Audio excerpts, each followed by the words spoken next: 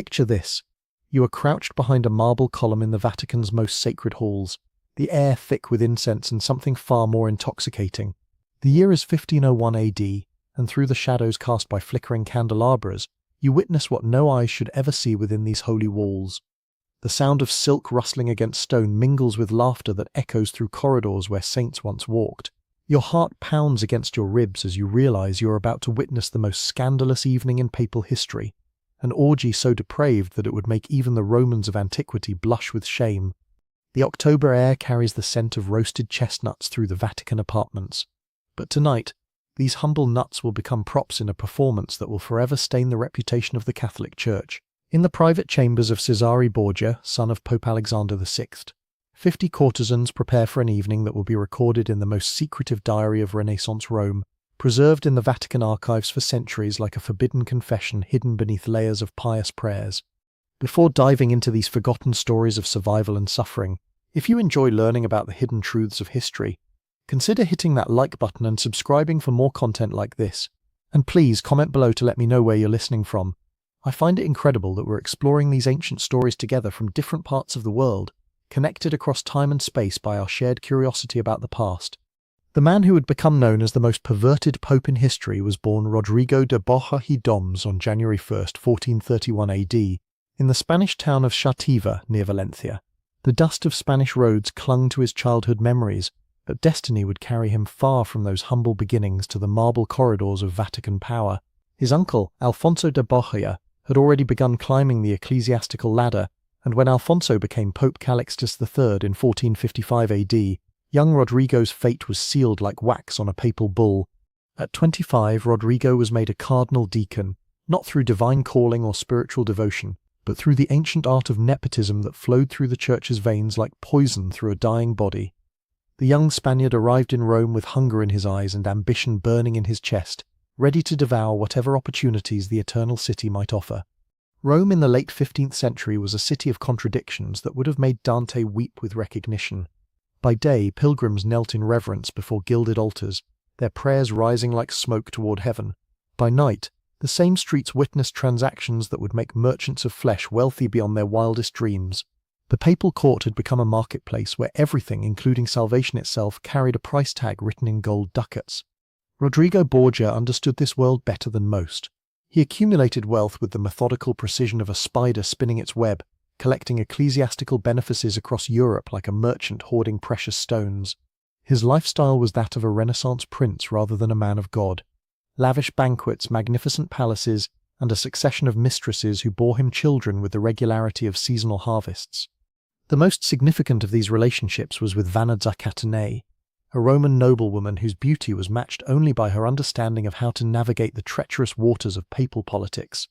Between 1474 and 1482 AD, she bore Rodrigo 4 children who would become central figures in the dark drama that was about to unfold: Juan, Cesare, Lucrezia, and Geoffrey. Each child represented a chess piece in Rodrigo's grand game of power, their lives sacrificed on the altar of their father's overwhelming ambition.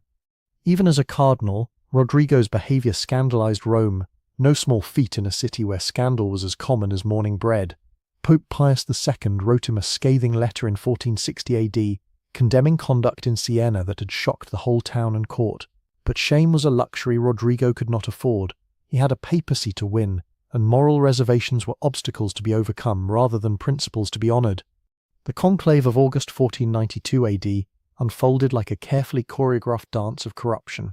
Behind closed doors in the Sistine Chapel, beneath Michelangelo's future masterpiece, 23 cardinals gathered to choose the next vicar of Christ.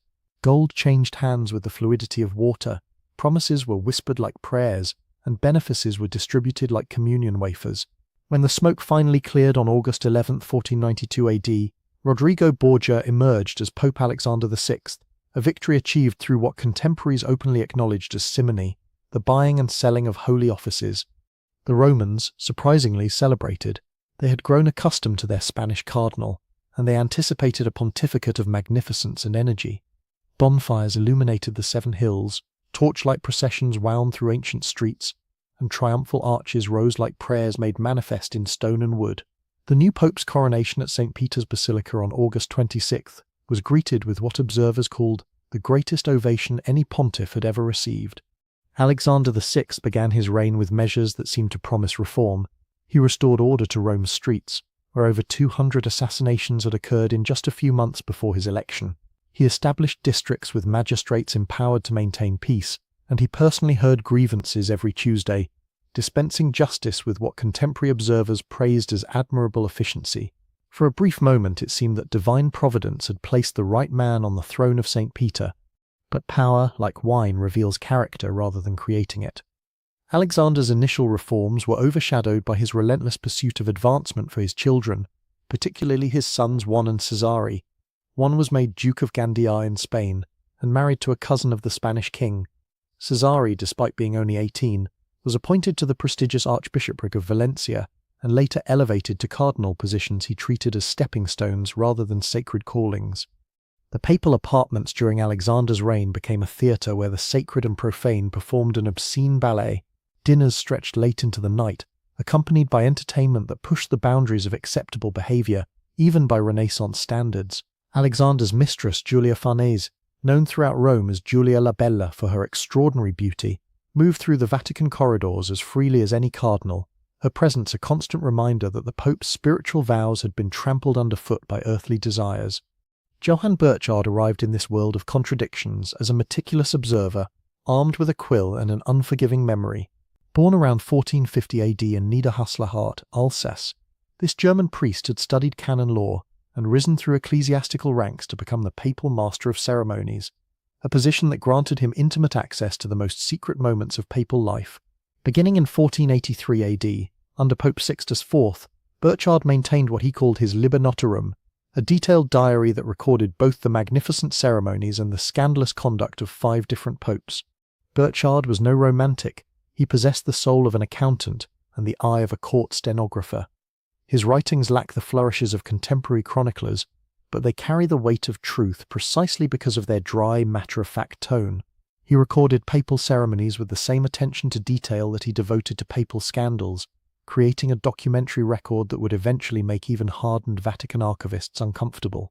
The Master of Ceremonies occupied a unique position within the papal hierarchy. He was neither high enough to participate in the corruption, nor low enough to be excluded from witnessing it. Like a shadow cast by candlelight, he moved through the Vatican's most private spaces, observing everything while appearing to matter very little. Cardinals confided in him about ceremonial matters and forgot his presence during moments when discretion should have prevailed. This invisibility became his greatest asset as a chronicler of papal vice. By the late 1490s AD, the Borgia family's behaviour had begun to attract negative attention throughout Europe. Alexander's eldest son Juan had become Duke of Gandia, but his character proved as corrupt as his elevation was undeserved. Stories circulated about Juan's cruelty, his sexual excesses, and his incompetence as a military commander. The golden boy of the Borgia dynasty was becoming a liability that even his devoted father could not ignore. The events of June 14, 1497 AD changed everything.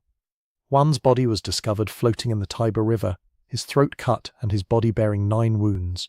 The murder sent shockwaves through Rome and struck Alexander with grief so profound that observers wondered if divine justice had finally visited the Borgia family.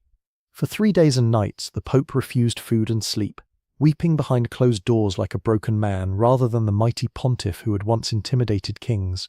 In his anguish, Alexander announced a program of church reform. He called for measures to restrain the luxury of the papal court, reorganize the apostolic chancery, and suppress simony and concubinage. For a brief moment it seemed that personal tragedy might accomplish what years of criticism had failed to achieve. A commission of cardinals and canonists began drafting ordinances that anticipated the reforms of the Council of Trent, still decades in the future. But grief, like everything else in Alexander's character, proved temporary. Within months, the reform proposals were forgotten, filed away like embarrassing love letters from youth.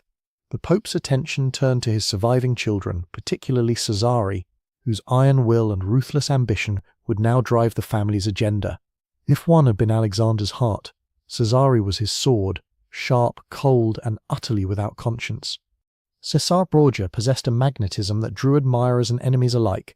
Tall, handsome, and possessed of an intelligence that bordered on genius, he had initially been destined for the church like his father, but Cesare's talents lay in warfare and statecraft rather than theology. He resigned his cardinalate in 1498 AD, the first cardinal in history to voluntarily abandon the sacred office, and set his sights on secular power. The political landscape of Italy provided Cesare with opportunities that would have challenged even Machiavelli's imagination. The French King Louis XII needed papal approval for an annulment of his marriage, while various Italian duchies stood ripe for conquest by a sufficiently ruthless commander. Alexander saw in these circumstances a chance to create a kingdom for his son, even if it meant allying with foreign invaders against fellow Italians. Through a combination of siege warfare, assassination, and political manipulation, Cesare carved out a domain in central Italy that made him one of the most powerful men in Europe. His methods were so effective that Niccolò Machiavelli would later use him as the model for the prince, admiring Cesare's ability to combine cruelty with efficiency in the pursuit of political goals. But such success required resources that even papal coffers could not easily provide, leading Alexander to increasingly creative methods of fundraising. The sale of indulgences, church offices, and even cardinals' hats became systematic during Alexander's later years. Wealthy families could purchase ecclesiastical positions for their sons, effectively buying salvation along with social status. The College of Cardinals expanded not through spiritual merit, but through financial contribution, as Alexander appointed 47 new cardinals during his reign, each appointment representing thousands of ducats flowing into the papal treasury and ultimately into Caesare's war chest. Rome during this period resembled a city under occupation by its own rulers. The Borgia family treated the papal states as their personal kingdom, with Alexander as patriarch and Cesare as crown prince. Lucrezia, despite later rehabilitation of her reputation, was used as a political pawn in marriage alliances that served family interests rather than her personal happiness. Her first marriage to Giovanni Sforza was annulled on grounds of impotence when political circumstances changed, and she was quickly remarried to Alfonso of Biseglia, who was later murdered, possibly on Cesare's orders, when that alliance no longer served Borgia interests.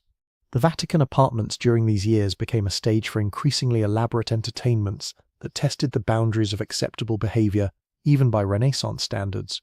Alexander delighted in theatrical performances, musical concerts and dinner parties that extended deep into the night. Guests included cardinals, ambassadors, wealthy merchants, and an assortment of courtesans whose beauty was matched only by their discretion, or lack thereof. These gatherings served multiple purposes beyond mere entertainment. They were demonstrations of papal wealth and power, opportunities for political negotiation, and testing grounds for loyalty among Alexander's supporters. Cardinals who participated in the Pope's entertainments were implicated in his behavior, making them reluctant to criticize or betray him. Those who refused invitations marked themselves as potential enemies, subject to the kind of retribution that had befallen so many of the Borgia's opponents. The autumn of 1501 AD found the Borgia family at the height of their power, and perhaps their corruption. Cesare had successfully completed his conquest of the Romagna, earning praise from military observers throughout Europe. Alexander had weathered various political crises, including the invasion of Charles VIII, and ongoing conflicts with rival noble families. The Jubilee year of 1500 had brought hundreds of thousands of pilgrims to Rome, filling both the papal treasury and the city's brothels with equal enthusiasm. It was in this atmosphere of triumph and moral decay that Cesare Borgia conceived what would become known as the Banquet of Chestnuts. The exact motivation for the event remains unclear. Was it celebration, political theatre, or simply the logical culmination of years of increasingly outrageous behaviour? Contemporary sources offer various explanations, but they agree on the essential facts that would shock even seasoned observers of papal vice. October 31st, 1501 AD, All Hallows' Eve, when the boundary between sacred and profane was traditionally acknowledged to be at its thinnest. The date might have been chosen deliberately, or it might have been mere coincidence that the most infamous papal orgy in history occurred on a night when ghosts were said to walk freely among the living. In either case, the symbolism was perfect. On a night dedicated to remembering the dead, the Borgia family was about to commit acts that would kill whatever remained of papal dignity. Chisitra's apartments in the Vatican occupied part of the papal palace that had been magnificently decorated by Pinturicchio during the early years of Alexander's reign. The frescoed walls depicted scenes from classical mythology and Christian history, creating an ironic backdrop for events that belonged to neither tradition. These rooms, designed to showcase the wealth and cultural sophistication of the Borgia Pope, would instead become the setting for an evening that epitomized everything critics had accused the family of representing. The guest list for the evening revealed the breadth of corruption that the Borgias had achieved. Cardinals who should have been spending the evening in prayer mixed with Roman nobles whose wealth had purchased their silence about previous papal scandals. Diplomats from various European courts attended, perhaps viewing the evening as an opportunity to gather intelligence about papal intentions, or perhaps simply drawn by curiosity about how far the Borgias would push the boundaries of acceptable behavior. But the true stars of the evening were the 50 courtesans whom Cesare had assembled for the entertainment of his guests. These were not common prostitutes pulled from Rome's streets, but sophisticated women who understood the delicate art of providing pleasure while maintaining the discretion that powerful men required. Many had previous experience at papal entertainments. They knew the rules of engagement and the rewards that awaited those who pleased their influential clients. Johann Burchard, in his capacity as master of ceremonies, was present that evening not as a participant but as an observer. His official duties required him to be available for any ceremonial functions that might arise, even during private entertainments. This professional obligation placed him in the perfect position to witness and record events that other observers might have preferred to forget. His account, written in Latin with the clinical detachment of a medical examiner, preserves details that illuminate both the specific events of that evening and the broader moral climate of Alexander's papacy. According to Burchard's meticulous record, the evening began conventionally enough with dinner served in Cesare's private chambers. The meal featured delicacies appropriate to the season and the social status of the guests, accompanied by wines from the papal cellars that had been carefully aged in Roman caves. Conversation flowed as smoothly as the wine, touching on politics, military campaigns, and artistic patronage, topics that allowed the assembled company to demonstrate their sophistication and cultural refinement. The atmosphere began to change as servants cleared away the dinner plates and the evening's true entertainment commenced. The 50 courtesans, dressed in silks and velvets that had been carefully selected to display their physical attributes to best advantage, began to dance for the assembled guests. The music, provided by musicians who had been sworn to secrecy about the evening's proceedings, created rhythms that encouraged increasingly intimate movement. What followed challenged even the broad definitions of acceptable behavior that had evolved during Alexander's papacy. As Burchard recorded with characteristic precision, the women initially danced clothed, but as the evening progressed and wine continued to flow, garments were gradually discarded until the entertainers performed completely nude. This transformation from conventional entertainment to explicit display occurred gradually enough that guests could adjust their comfort levels, but decisively enough that none could claim ignorance about the evening's ultimate direction. The centerpiece of the evening's entertainment involved the chestnuts that gave the banquet its name. Servants removed the candelabras from the dining tables and placed them on the floor around the room, creating pools of flickering light separated by areas of shadow. Chestnuts were scattered across the floor between these light sources, and the nude courtesans were instructed to crawl on hands and knees to collect them, their bodies illuminated by candlelight as they moved through the improvised obstacle course. Pope Alexander VI, according to Burchard's account, watched these proceedings from a seat of honor, accompanied by Cesare and Lucrezia. The presence of the Pope's daughter at such an event has puzzled historians for centuries. Was she a willing participant in family corruption, or a victim of circumstances beyond her control? Contemporary sources offer conflicting interpretations, but all agree that she was present as the evening reached its climax of degradation. The final phase of the entertainment involved competitions among the male guests to see who could achieve sexual relations with the greatest number of courtesans.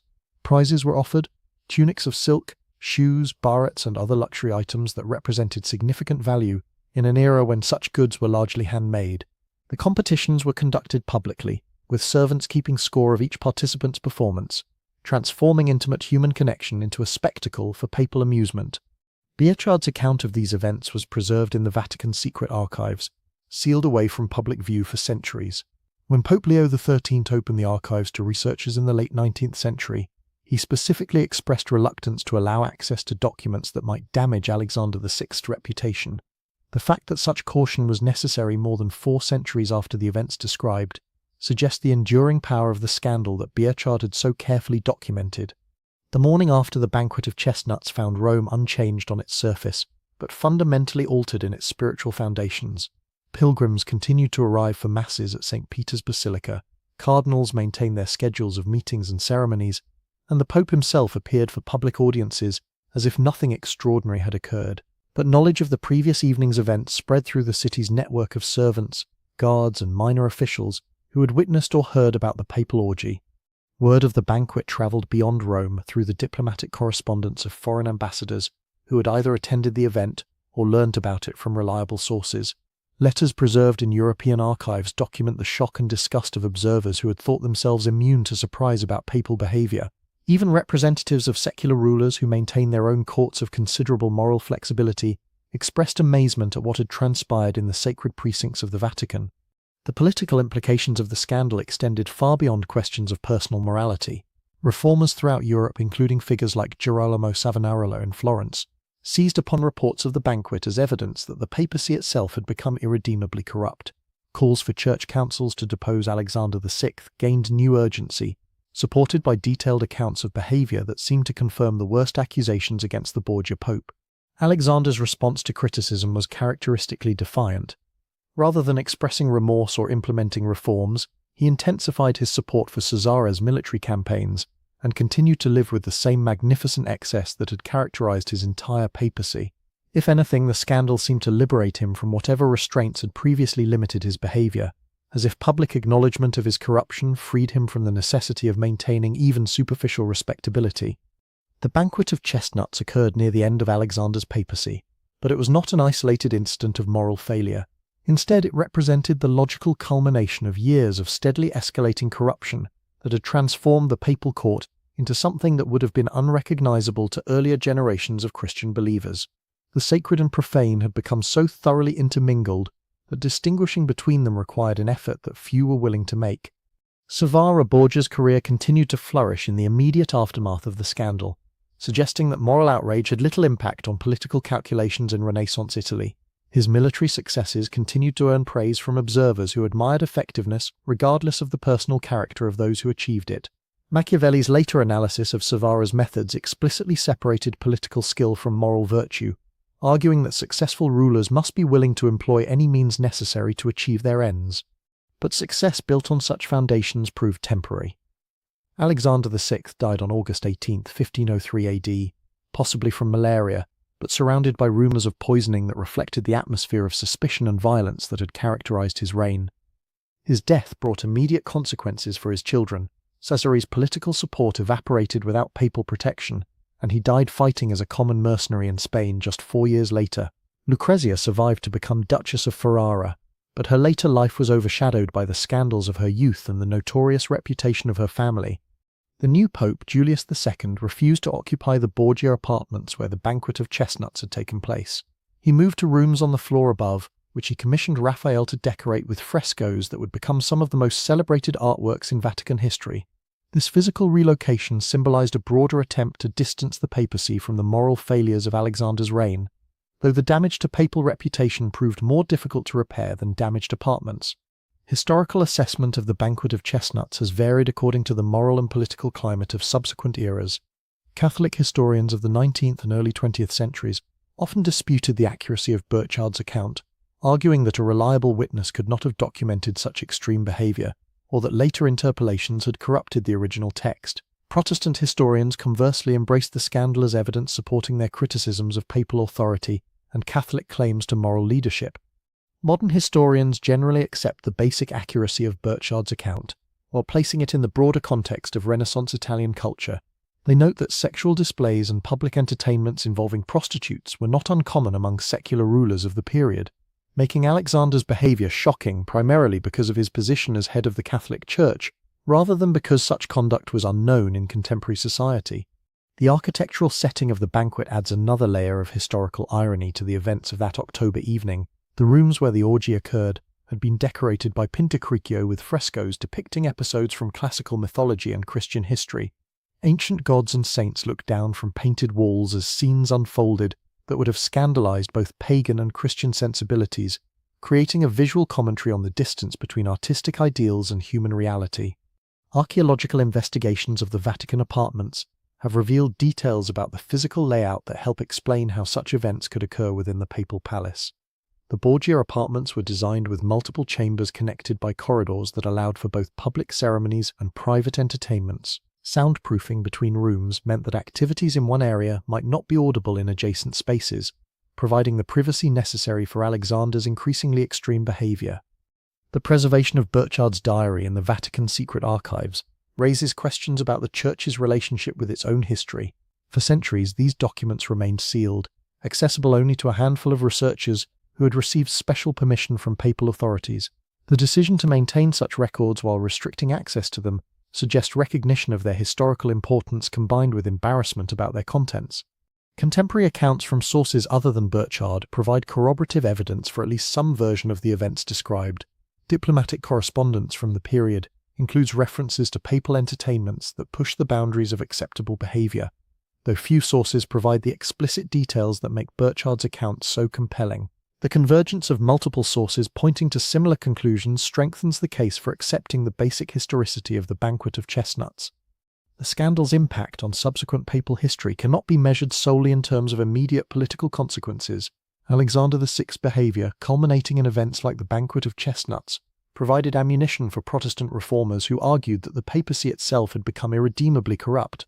Martin Luther's criticisms of papal authority gained credibility from well-documented examples of moral failure at the highest levels of church hierarchy. The Counter-Reformation that began in the mid-16th century represented, in part, a response to scandals like the Banquet of Chestnuts. Church leaders recognized that moral reform was necessary to restore papal credibility and counter Protestant criticisms. The Council of Trent's emphasis on clerical discipline and the establishment of seminaries for priestly education addressed problems that had been dramatically illustrated by Alexander VI's conduct. But reform came at a cost that extended beyond mere policy changes. The Baroque magnificence of post-Tridentine papal ceremonies represented an attempt to restore dignity to papal authority through visual splendor and carefully choreographed ritual. The spontaneous entertainments that had characterized Alexander's court gave way to formal presentations designed to emphasize papal majesty while minimizing opportunities for scandal. The psychological impact of events like the Banquet of Chestnuts on participants and observers remains difficult to assess from historical distance. For the courtesans who performed that evening, the experience probably represented professional obligation rather than personal degradation. Their social position made such employment an economic necessity rather than a moral choice. For church officials who attended, the evening may have represented either willing participation in corruption or reluctant compliance with papal expectations that carried the threat of professional retaliation. The broader Roman population's response to knowledge of papal behavior reveals the complex relationship between religious authority and popular faith. Despite widespread awareness of Alexander's moral failures, pilgrims continued to flock to Rome, masses continued to be celebrated, and the sacramental system continued to function. This suggests that popular Catholicism had developed sufficient theological sophistication to distinguish between the personal worthiness of church officials and the validity of their religious functions. The Banquet of Chestnuts represents more than just an isolated incident of papal misconduct. It illuminates the broader transformation of Renaissance Italy from medieval Christendom to early modern European state system. Alexander VI's behavior reflected the values of secular princes who used luxury and spectacle to demonstrate power, but his position as spiritual leader of Catholic Christianity created contradictions that ultimately proved unsustainable. The evening of October 31st, 1501 AD, thus stands as a watershed moment in papal history, the point at which the tension between spiritual authority and temporal power reached a crisis that demanded resolution. The scandal forced subsequent popes to choose between worldly magnificence and moral credibility, a choice that would shape Catholic Church development for centuries to come. As we look back across more than 5 centuries at that candlelit evening in the Vatican apartments, we see reflections of humanity's eternal struggle between sacred aspirations and profane desires. The chestnuts scattered across the marble floors of papal chambers were humble fruits that became symbols of how far human dignity can fall when power escapes moral constraint. In a world where such contrasts still exist, where spiritual leaders sometimes fail their followers, where power corrupts even those called to serve higher purposes, the Banquet of Chestnuts serves as both historical scandal and enduring warning. The candles that illuminated that notorious evening have long since guttered out. The participants have crumbled to dust in Roman graves, and the very rooms where such scenes unfolded now display priceless artworks to reverent tourists. But Burchard's careful Latin prose preserves those moments when the boundary between sacred and profane collapsed entirely, when the Vicar of Christ became indistinguishable from the most dissolute Roman emperor, and when chestnuts scattered on marble floors bore witness to the distance between human ambition and divine calling. In the end, perhaps that is the true significance of Alexander VI's forbidden orgy, not as evidence of individual moral failure, but as a mirror reflecting the eternal human capacity for both transcendence and degradation. The same species that built soaring cathedrals and created sublime religious art also gathered in papal chambers to witness spectacles that challenged the very foundations of spiritual authority. The chestnuts strewn across those Vatican floors were gathered up before dawn, but the questions they represent about power, faith, and human nature continue to scatter themselves across the floors of history, waiting for each generation to decide what it will make of the legacy left by the most perverted pope who ever claimed to hold the keys to heaven